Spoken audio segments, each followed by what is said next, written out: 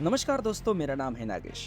दोस्तों, भारत को आज़ादी मिले हुए 76 साल बीत चुके हैं, लेकिन आज़ादी के टाइम पर 1947 में भारत की जो इकोनॉमिकल कंडीशन थी, उसमें और आज में कोई ज़्यादा फर्क देखने को नहीं मिलता। जी हाँ दोस्तों, भारत तब भी एक अंडर डेवलप्ड देश हुआ करता था और आज भी एक अंडर डेवलप्ड इकोनॉमी ही है। आज भी इंडिया का पर कैपिटा इनकम बहुत कम होने के कारण भारत एक लोअर मिडिल इनकम कंट्री बन के रह गया है। अनएम्प्लॉयमेंट के बारे में अगर पिछले 10 सालों में देखा जाए तो अनएम्प्लॉयमेंट रेट कंटिन्यूसली बढ़ते ही जा रहा है, जिसकी वजह से ऐसा कहा जाता है कि इंडिया में एम्प्लॉयमेंट क्राइसिस देखा जा सकता है। इंडिया में मैन्युफैक्चरिंग सेक्टर की ग्रोथ ज्यादा हुई ही नहीं, इसलिए आज भी भारत में एग्रीकल्चर सेक्टर ही सबसे ज्यादा रोजगार देने वाला सेक्टर बन के रह गया है। तो ऐसा क्या हुआ दोस्तों जिसकी वजह से इंडिया पोटेंशियल होते हुए भी एक अंडर डेवलप्ड देश बन के रह गया है? भारत को आजादी मिलने के बाद सरकार के सामने सबसे बड़ी चुनौती थी रोजगार प्रोवाइड करना।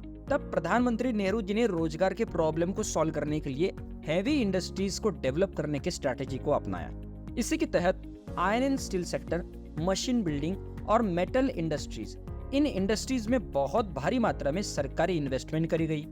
दोस्तों, कई इकोनॉमिस्ट के अनुसार तो नेहरू जी की ये हेवी इंडस्ट्रीज डेवलप करने की स्ट्रेटेजी एक गलत कदम था। बहुत ज्यादा रिसोर्सेस इस पर खर्च करने के बावजूद भी ये पॉलिसी एक बहुत बड़ा फेल्यूर साबित हुई। इसी समय पर जापान, साउथ कोरिया और ताइवान जैसे ईस्ट एशियन देशों ने हेवी इंडस्ट्रीज के बजाय लेबर इंटेंसिव यानी ज्यादा वर्कर्स की डिमांड करने वाले बिजनेसेस को प्रमोट किया, जिसमें टेक्सटाइल्स, खिलौने बनाने वाली टॉयज इंडस्ट्रीज, बाइसिकल्स बनाने वाली लेबर इंटेंसिव इंडस्ट्रीज भी शामिल थी।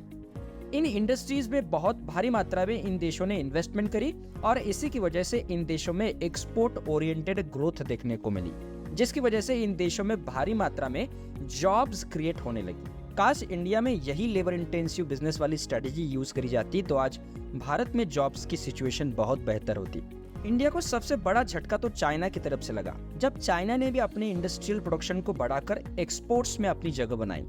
कुछ ही सालों में चाइनीज प्रोडक्ट्स ने इंडियन मार्केट में धूम मचा दी। इन बहुत भारी मात्रा में चाइनीज प्रोडक्ट्स की इंडिया में एंट्री होने से इंडियन बिजनेसेस को भारी मात्रा में नुकसान तो झेलना ही पड़ा, इसके साथ कई बिजनेसेस को बंद भी करना पड़ा।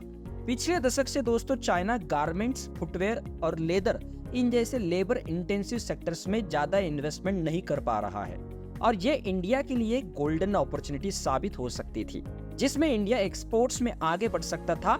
लेकिन दोस्तों ये मौका भी इंडिया ने गंवाया और वियतनाम जैसा देश जिसकी पॉपुलेशन 10 करोड़ से भी कम है, ऐसा देश इसका फायदा उठा रहा है। बिल्कुल यही ट्रेंड हमने कोविड के बाद भी देखा कि बहुत सारी कंपनीज अपने प्लांट्स के लोकेशंस को चाइना से बाहर शिफ्ट करना चाहती थी, लेकिन यहाँ पर भी इन शिफ्ट करने वाली कंट्रीज के लिए वियतनाम ही फेवरेबल ऑप्शन निकलकर सामने आ रहा है।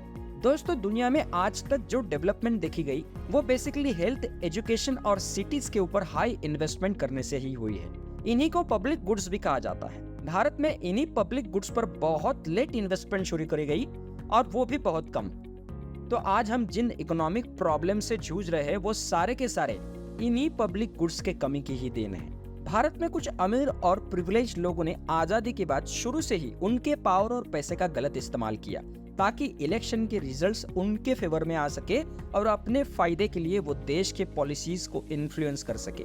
जैसे प्रधानमंत्री नेहरू जी के कार्यकाल में भी कांग्रेस पार्टी पॉलिटिकल फंड्स के लिए और वोट बैंक सिक्योर करने के लिए बड़े जमींदारों के ऊपर डिपेंड रहने लगी।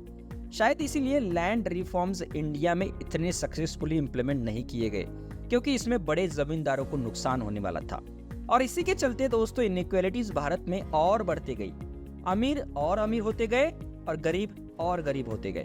भारत में इलेक्शन कैंपेन्स के लिए करोड़ों रुपए खर्च होने लगे।